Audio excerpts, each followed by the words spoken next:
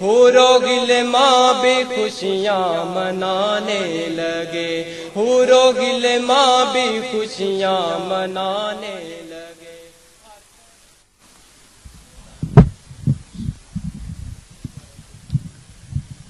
بسم اللہ الرحمن الرحیم۔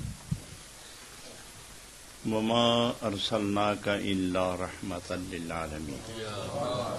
صدق اللہ مولانا العظیم۔ ان اللہ وملائکتہ یصلون علی النبی یا ایھا الذین آمنوا صلوا علیہ وسلموا تسلیما۔ اللہم صل علی سیدنا محمد۔ معزز حاضرین، جید علماء کرام، واصفین رسول اعظم صلی اللہ علیہ وسلم، میرے انتہائی محترم اور معزز برادران گرامی وقار اور میری بہنیں، عزیز بچیاں اور عزیز بچے، میں آپ کو آپ کی اس خوش نصیبی اور بیدار بخت پر آپ کو مبارک پیش کرتا ہوں۔ آپ کو اچھی طرح پتہ ہے کہ جب موسم بہار آتا ہے تو پتھروں اور شورہ زدہ زمین، اس کے علاوہ ہر شے پر بہار اپنا اثر کرتی ہے۔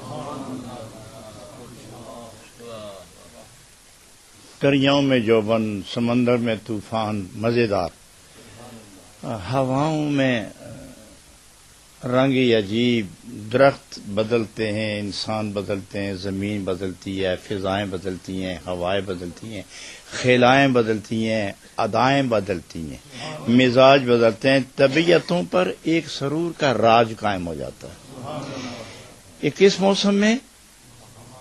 ارے بولتے نہیں آپ، موسم بہار میں۔ اور پتھر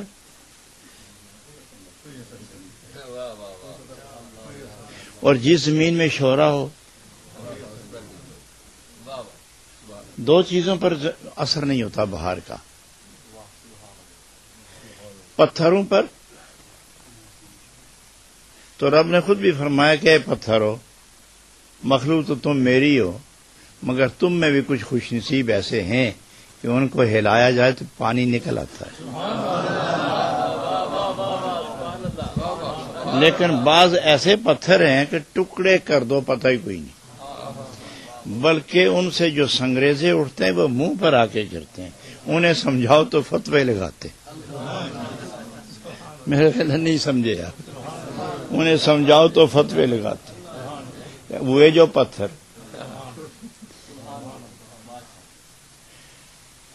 اس لیے بہار کا موسم ہے، اور اس مہینے کا نام کیا ہے؟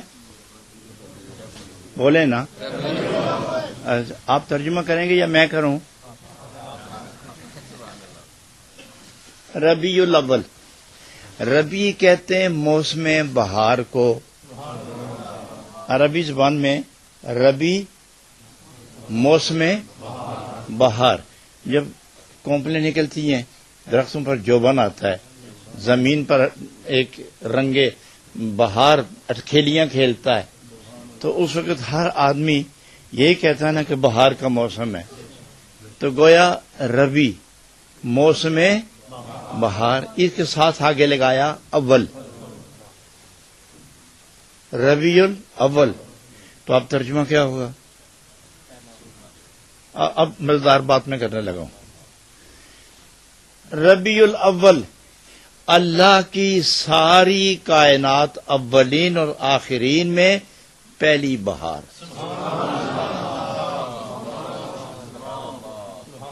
خیال فرما،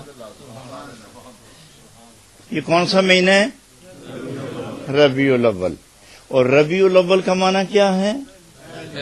پہلی بہار۔ اللہ کی ساری کائنات میں بشارت و عظمت، رحمت و شفاعت، کرم اور احسان، اپنائیت اور پہچان، دو عالم میں خبر گیری کرنے والی رحمت بہار جو اللہ نے بھیجی ہے۔ اللہ نے جب سے مخلوق بنائی اور جب مخلوق ختم فرمائے گا، ابتدا سے اس انتہا تک یہ پہلی بہار ہے، پہلی بہار۔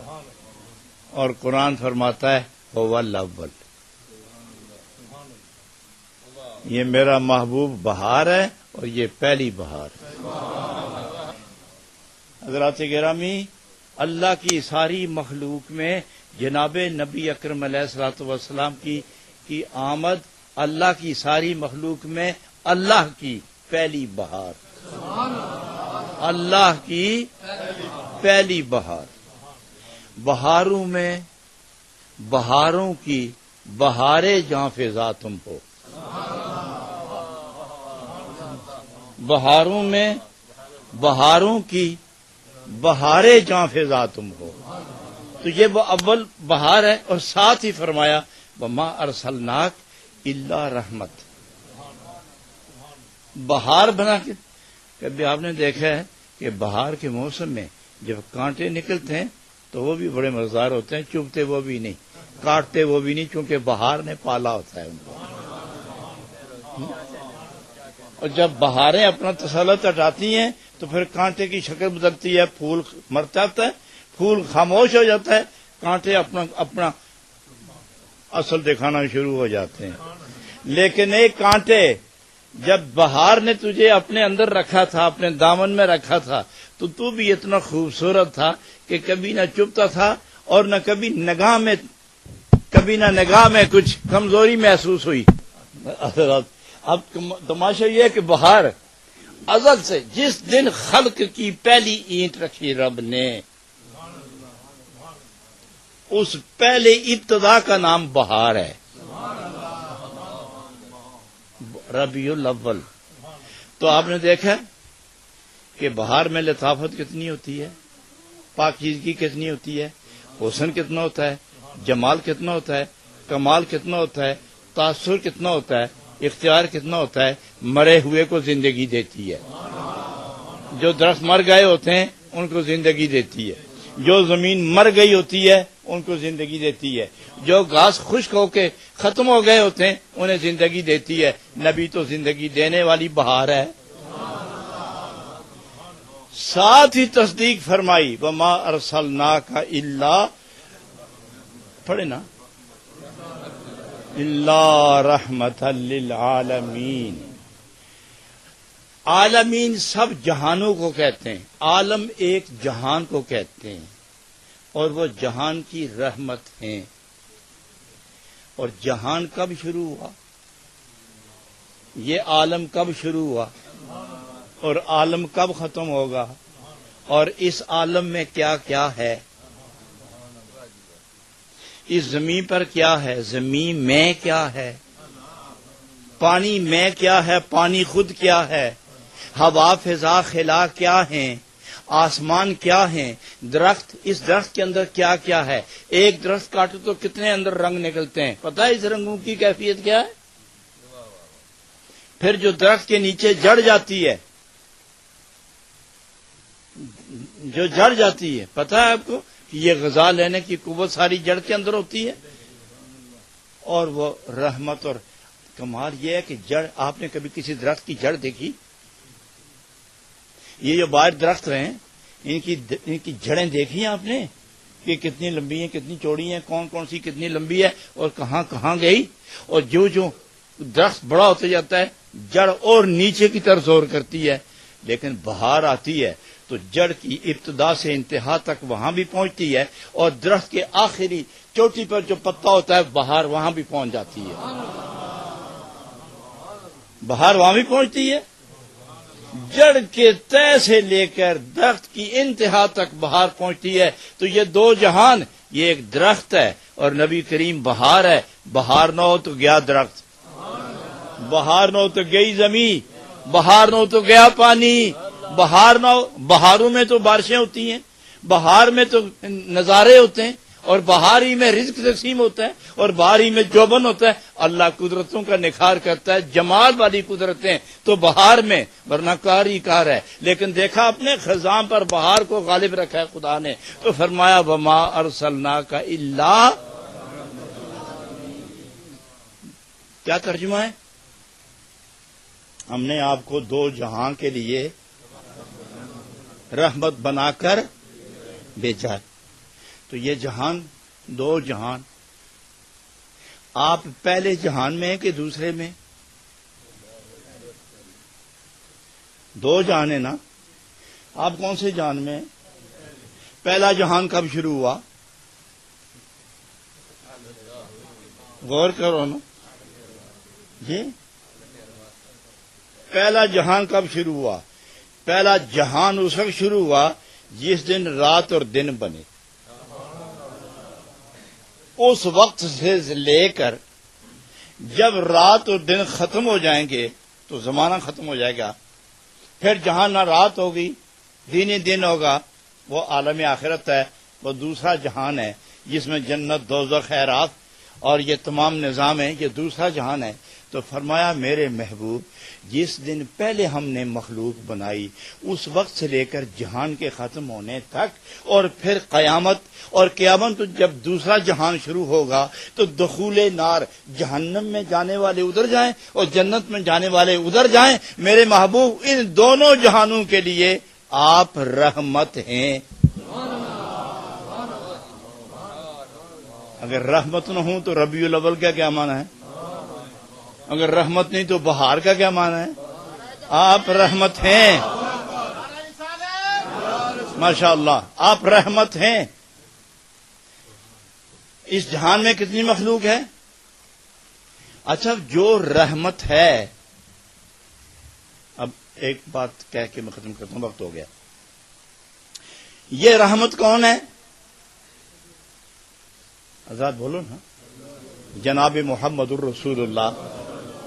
یہ اولین کے لیے رحمت، فرشتوں کے لیے رحمت، آدم علیہ السلام کے لیے رحمت، سارے انبیاء کے لیے رحمت، آسمان والی مخلوق کے لیے، زمین والی مخلوق کے لیے، فرش و عرش والی مخلوق کے لیے، عاملین عرش. گویا خدا کے علاوہ جو جتنے ہیں ان سب کے لیے.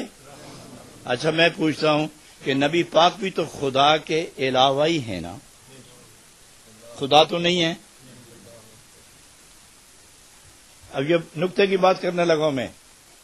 نبی پاک خدا کے بعد جتنا کچھ ہے اس سب کے لیے وہ رحمت ہیں. تو اس میں خود شامل ہے یا نہیں؟ حضرت یہ مقام غور ہے. ویسے آپ سب لوگ آئے ہو نا. خطیب صاحب آپ سب کو کہیں کہ میرے پاس جو خزانہ ہے نا یہ سب تمہارے لیے. اور صدر گرامی کہیں کہ آپ جتنے لوگ آئیں یہ سب کچھ تمہارے لیے. تو جو کچھ آپ مخلوق کو دے رہے ہو، اپنے مہمانوں کو دے رہے ہو، اس میں خود بھی شامل ہو یا نہیں؟ کہتا تو یہ ہے خطیب گرامی اور صدر گرامی، یہ جو کچھ آپ آئے ہیں نا، جو کچھ ہے یہ سب تمہارے لیے ہے. تو میرا نبی، مخلوق کو خدا فرماتا ہے میرا نبی رحمت للعالمین، جو دو جہان کے لیے رحمت ہے. تو نبی بھی تو دو جہان کے اندر ہے. تو کیا اپنے لیے بھی رحمت ہے یا عالمین کے لیے رحمت ہے؟ جو کچھ تمہارا ہے یہ سب تو آپ بانٹ چکے ہیں، اپنے لیے تو کچھ رکھا ہی نہیں. تو پوچھتا ہوں کہ اس وقت آپ رحمت کے اندر ہیں یا باہر ہیں؟ تو فرمایا جو میں ہوں میں تمہارے لیے رحمت، اور میں میرے لیے میرا رب ہے. گویا یوں سمجھو کہ میں تمہارے لیے ہوں اور خدا میرے لیے. تم میرے لیے ہو، میں خدا کے لیے ہوں. خدا میرے لیے ہے، میں تمہارے لیے ہوں. وَمَا أَرْسَلْنَاكَ إِلَّا رَحْمَةً. دوسری بات سن کے آپ ختم کر دیں. بے شک وہ یہ کہ ایسا ہے کہ بارش ہو رہی ہو مگر پانی نہ ہو. بولو یار، جلدی جلدی بولا کرو. کیا ایسا ہے اور کبھی ہو سکتا ہے کہ دھوپ ہو اور سورج نہ ہو؟ نہیں. ایسا ہے کہ یہ بلب جل رہے ہیں اور کنیکشن بجلی نہیں ہے اور بلب جل رہے ہیں. یہ بلب کا جلنا ثابت کرتا ہے کہ بجلی ہے. دھوپ کا ہونا ثابت کرتا ہے کہ سورج ہے. یہ پانی کا چلنا معلوم ہے کہ یہ دریا ہے، اس میں پانی ہے، اور بارش سے لوگ بھیگ رہے ہیں، معلوم ہوا کہ پانی اتر رہا ہے۔ اگر پانی نہ اترتا تو بارش کاہے کی، دھوپ نہ ہوتی تو سورج کاہے کا، اور چاندنی نہ ہو تو چاند کاہے کا، اور دو عالم کے ذرے ذرے پر میرا نبی موجود نہ ہو تو رحمت کاہے کی۔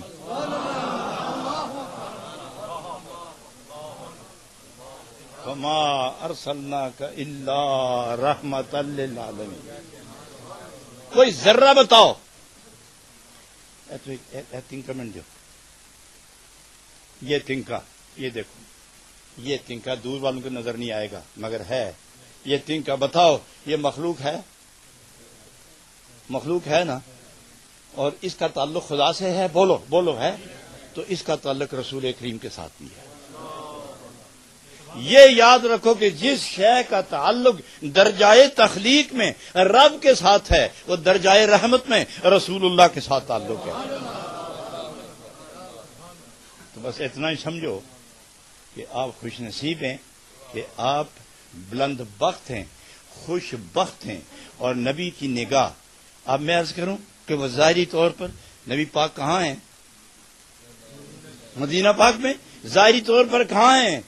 مدینہ پاک میں۔ تو فقہاء لکھتے ہیں، صوفیاء لکھتے ہیں، عارفین لکھتے ہیں، محققین لکھتے ہیں، اور ربانیین لکھتے ہیں کہ خالی مکان میں جاؤ، مسجد میں جاؤ یا گھر میں جاؤ تو کہہ دیا کرو، کوئی بھی نہ ہو تو کہہ دیا کرو السلام علیکم، کہہ دیا کرو۔ کس کو کہیں؟ کس کو کہیں؟ مخاطب کوئی نہ ہو تو ویسے عقل مند آدمی بولتا جائے۔ جب آدمی ایک آدمی اندر جاتا ہے، بیوی سوئی ہوئی ہے، کہتی ہے اس کو السلام علیکم، اور شوہر سویا ہوا ہے تو کبھی کہتی ہے ستے یا خامدہ السلام علیکم، کبھی کہتے ہو؟ تو کیا وہ مر گئی کہ تم اس کو سلام نہیں کرتے؟ اپنی بیگم سو جائے تو سلام نہ کرو، خیر آج کل تو جاگتے بھی نہیں سلام ہوتے، لیکن السلام علیکم کہنا ضروری ہے۔ لیکن کوئی بھی نہ ہو گھر میں تو جب داخل ہو تو کہو، کیا کہو گے؟ السلام علیکم رحمت اللہ۔ وہ جو اتحیات میں پڑھتے ہو، وہ کس طرح پڑھتے ہو اتحیات میں؟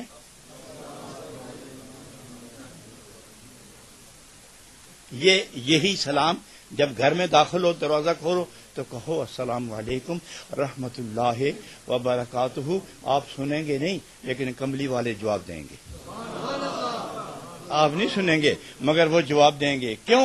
السلام علیکم جو ضمیر خطاب ہے کسی کو سامنے رکھ کے کم کہنا پڑتا ہے۔ کم دو ہیں، ایک کنداری کاف والا اور ایک کشمیری کاف والا۔ کنداری کاف والا ہوتا ہے اٹھو اٹھو اٹھو، اور دوسرا کشمیری کاف ہو تو اس کا مطلب ہے جو میں کہہ رہا ہوں سن، جو میں کہہ رہا ہوں سنو۔ تو کیا کہو گے؟ السلام علیکم رحمت اللہ۔ تو اب آپ خاموش ہو گئے نا، کوئی جواب نہیں آیا، لیکن کملی والے آقا جواب دیتے ہیں، اس لیے کہ ظاہری طور پر آپ مدینہ منورہ میں رہتے ہیں لیکن رحمت اور نبوت کی وجہ سے آپ ہر گھر کے اندر موجود ہیں۔ وقت نہیں ہے، اور میں چاہتا ہوں کہ میرے عزیز دوست قانون کو ہاتھ لگانے سے پہلے میں ہی اپنا ہاتھ بند کر دوں۔ اللہ آپ کو خوش رکھے۔ آپ اللہ کی طرف لوگوں کو بلاتے ہیں، قیامت والے دن آپ کی گردن سب سے لمبی ہوگی، دور سے پہچانیں گے یہ آدمی کون ہے۔ باہر خیف حضرات، منتظمین اور خطیب گرامی قدر، یہ سارا خاندان صوفیوں اور علماء کا خاندان، یہ صوفی علماء ہیں، نیک دل پاک دل علماء۔ اور جو یہ کیا کہنے ان علماء کا، ان کی صورتیں دیکھ کر طبیعت خوش ہو جاتی۔ آپ کیا خوبصورت لوگ ہیں۔ اس وقت میری یہ نہ محفل آپ کی ہے نہ میری ہے، یہ نبی پاک کی محفل۔ آپ اس وقت نبی پاک کی رحمت کے مہمان ہیں۔ تو منتظمین، جلوس نکالنے والے، اللہ کرے جو لوگ الٹ زندگی گزارتے ہیں نا ان کا بھی جلوس نکلتا ہے، اور اپنا جلوس نکلنے سے پہلے کملی والے کے جلوس عظمت میں شریک ہو جاؤ، تاکہ جب آپ کا جلوس نکلے تو ایمان و رحمت والا جلوس ہو۔ آج جو آپ نے قدم قدم اٹھایا اس کی شرعی حیثیت کیا ہے کہ اس خوشی پر آپ کے ایمان کی تصدیق ہو گئی اور کل قیامت میں سید الانبیاء آپ کو اپنی خوشی میں شریک فرمائیں گے. وقت نہیں میں دلائل دیتا. اور یہ جو آپ کو چاول کھلائے گئے یا کھلائے جائیں گے، یہ حضرت شاہ ولی اللہ فرماتے ہیں کہ شاہ عبد الرحیم ان کے والد گرامی کہ میرے پاس کچھ نہیں تھا تو میں نے چنے، بھنے ہوئے چنے لے کے تو میں نے لوگوں کو تقسیم کیے میلاد کی خوشی میں. تو اسی رات خواب میں نبی پاک فرماتے ہیں عبد الرحیم چنے اچھے لگے میں نے. عبد الرحیم بڑا اچھا لگا تیرا دسترخوان، کیا پیارے تم نے چنے کھلائے سب کو. تو پھر اسی شاہ عبد الرحیم نے عرض کیا حضور کوئی تبرک، تو نبی پاک نے خواب کے اندر ایک بال مبارک داڑھی مبارک کا ایک بال شریف عطا فرمایا. تو آپ نے ہاتھ میں لے کے بند کیا، ہاتھ جاگے تو وہ ہاتھ کے اندر موجود تھا. اور وہی بال شریف پوری وراثت میں تقسیم ہوا. اور شاہ ولی اللہ فرماتے ہیں کہ ساری جائیداد میرے بھائیوں کو، میرے رشتہ داروں کو دے دو، داڑھی کا بال مبارک مجھے دے دو. تو وہ وراثت کے طور پر تقسیم ہوا ہے. حضرات گرامی، آپ لوگ خوش نصیب ہیں، اللہ اسی خوش نصیبی میں سلامت رکھے. میں تو آپ کی محبت میں شرکت کے لیے اپنے دوستوں کے ہمراہ آ گیا اور بہت خوش جا رہا ہوں، خوش بیٹھا رہا ہوں. اگرچہ میری طبیعت ایسی نہیں مگر آپ کو دیکھ کر سنبھل گئی ہے. وآخر دعوانا الحمدللہ رب العالمین.